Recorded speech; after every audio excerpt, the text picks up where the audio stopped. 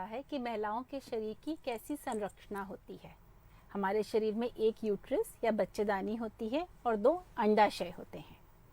जब हम इस यूट्रस को ऑपरेशन के द्वारा निकालते हैं, इसको हम बच्चेदानी का ऑपरेशन या हिस्टेक्टमी बोलते हैं।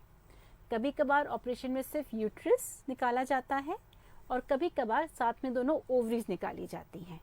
ये बहुत बातों पर निर्भर करता है कि हम क्या करें। मैं चाहूंगी कौन सी कंडीशन ऐसी होती है जिसमें यूट्रस से निकालने की जरूरत पड़ती है? देखिए, बहुत सारे रीजंस की वजह से हम हिस्टेक्टमी का ऑपरेशन करते हैं, यूट्रस निकालने का ऑपरेशन करते हैं।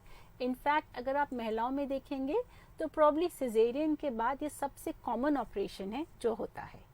कब कब हो सकता है ये? मान लीजिए आपको माहवारी या पीरियड्स में बहुत प्रॉब्लम हो रही है, माने कि बहुत ज़्यादा हो रहे हैं, आप ब्लड क्लॉट्स पास कर रहे हैं, आपको दिन में 7 से 8 पैड यूज़ करने पड़ रहे हैं, या बहुत पेनफुल हो रहे हैं, आप अपने रोज़मर्रा का काम नहीं कर पा रहे हैं और इतनी सब प्रॉब्लम्स से आपको दवाई से भी फ़ायदा नहीं हो रहा है, तो हम ऑपरेशन के बारे में सोचेंगे। दूसरा, मान लीजिए यूट्रस में बहुत बड़ी गिठान हो गई है जिसे हम फाइब्रॉइड कहते हैं, तो हम ऑपरेशन के बारे में सोचते हैं। कभी कभार ये भी होता है, स्पेशली उन महिलाओं में जिनकी उम्र थोड़ी बढ़ गई है, कि बच्चेदानी नीचे आने लगती है, जिसको हम प्रोलैप्स कहते हैं, तो हमें बच्चेदानी का ऑपरेशन करना पड़ता है।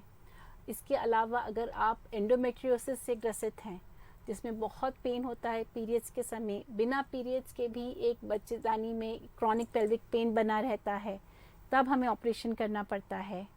और लास्टली, यदि आपको यूट्रस का कैंसर हो, अगर बच्चेदानी का कैंसर हो, तो हम इस ऑपरेशन के बारे में सोचते हैं। अभी आपने मैम जिक्र किया कि अंडाशय यानी ओवरीज अगर निकालना हो तो देखना पड़ता है, मरीज की हालत के ऊपर डिपेंड करता है ये सब। आपसे कंडीशन समझना चाहूंगी, किस तरह से डिसाइड किया जाता है? अंडाशय निकालेंगे कि नहीं निकालेंगे 2 बातों पे निर्भर करता है। पहला, कि हम ऑपरेशन क्यों कर रहे हैं, प्रॉब्लम कहाँ है, बच्चेदानी में है या अंडाशय में है। मान लीजिए यूट्रस में ट्यूमर है, साथ में अंडाशय में भी ट्यूमर है, तो हम दोनों चीज़ें निकालेंगे। तो पहला तो इस बात पे निर्भर करता है कि हम ऑपरेशन क्यों कर रहे हैं। दूसरा निर्भर करता है कि हम जिस महिला का ऑपरेशन कर रहे हैं उनकी उम्र कितनी है। अंडाशय जो होते हैं, ओवरीज जो होते हैं, वो फीमेल हार्मोन्स निकालते हैं, जिसको हम ईस्ट्रोजन और प्रोजेस्टेरॉन कहते हैं, और ये हार्मोन्स महिलाओं के लिए बहुत ज़रूरी होते हैं। बढ़ती उम्र के साथ करीब 50 साल की उम्र के आसपास ओवरीज में से ये हार्मोन निकलना धीरे धीरे अपने आप बंद हो जाते हैं, जिसे हम कहते हैं कि महिला का मेनोपॉज आ गया या महिला के पीरियड्स होने बंद हो गए। एक बार जब पीरियड्स होने बंद हो जाते हैं तो ओवरी का मोटा मोटा कोई काम नहीं रहता शरीर में। तो अगर मैं किसी 50 प्लस महिला का ऑपरेशन कर रही हूँ या 54-55 ईयर्स की एज है, तो मुझे पता है कि ओवरी में से कोई हार्मोन नहीं निकल रहे हैं और आगे जाके हो सकता है कि उस ओवरी में ट्यूमर हो जाए, ओवरी में कैंसर हो जाए। तो ऐसे केस में मैं उनको सलाह दूंगी कि हम बच्चेदानी भी निकाल देते हैं और हम अंडाशय भी निकाल देते हैं, यूट्रस एंड ओवरीज दोनों रिमूव कर देते हैं।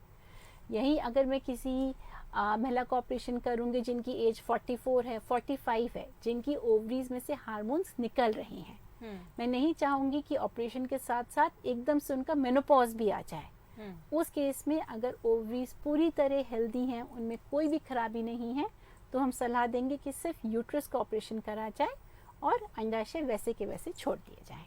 ऑपरेशन के अलग अलग तरीके भी सुने हैं मैंने, क्या कुछ तरीके होते हैं, कितने डिफरेंसेस होते हैं हर तरीके में? तो देखिए, हम बच्चेदानी को 3 तरीके से निकाल सकते हैं। पहला तरीका होता है पेट पे चीरा लगा के निकालने का, या जिसे आम भाषा में बोलते हैं जैसे सिजेरियन होता है। इसमें पेट में करीब 8 से 10 सेंटीमीटर खोला जाता है और वहाँ से बच्चेदानी निकाली जाती है।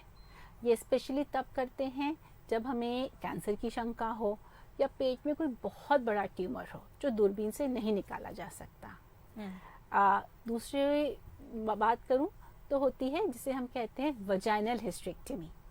इसमें जो पूरा यूट्रस होता है वो बच्चेदानी के रास्ते से या वजाइना में से निकाला जाता है।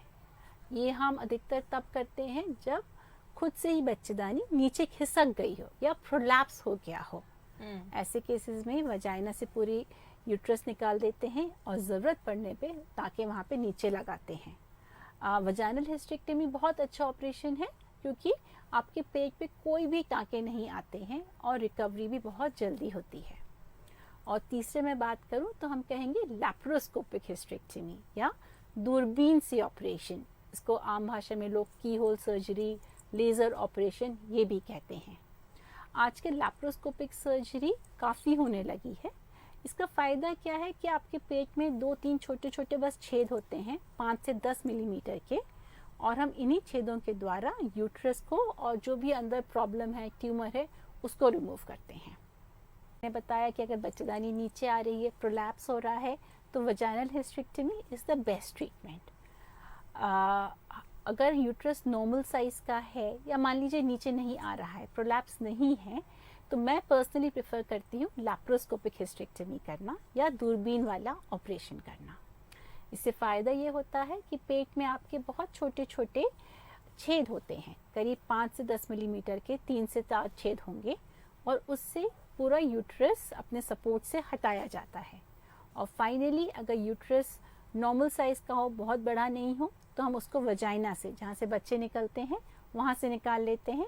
और अगर मान लीजिए आपके पेट में बहुत बड़ा फाइब्रॉइड हो, 10 से 15 सेंटीमीटर का फाइब्रॉइड हो, तो उसको हम छोटे छोटे उसके भाग करके एक छोटे से छेद से निकालते हैं। लैप्रोस्कोपिक सर्जरी का फ़ायदा ये होता है कि आपकी रिकवरी जल्दी होती है क्योंकि पेट में कोई भी बड़ा कट नहीं है। आप हॉस्पिटल से जल्दी घर चले जाते हो, आप 2 से 3 दिन में डिस्चार्ज हो जाते हैं, आप घर जाके जल्दी काम कर सकते हैं। एंड हर्निया की कोई प्रॉब्लम नहीं होती है क्योंकि अगेन हमने पेट बहुत बड़ा काटा ही नहीं है।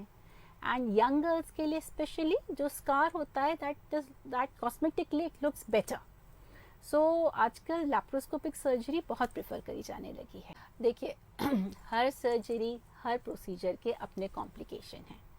कई बार पेशेंट्स बहुत डर जाते हैं, तो मैं उनको यही समझाती हूँ कि अगर आप सड़क भी क्रॉस करेंगे तो भी हो सकता है कि आपका एक्सीडेंट हो जाए, इसीलिए हमको कॉम्प्लिकेशन से डरना नहीं है। हाँ, ये बात ज़रूर है कि हमें सब कुछ पता होना चाहिए, हमें पूरी नॉलेज होनी चाहिए कि क्या क्या हो सकता है।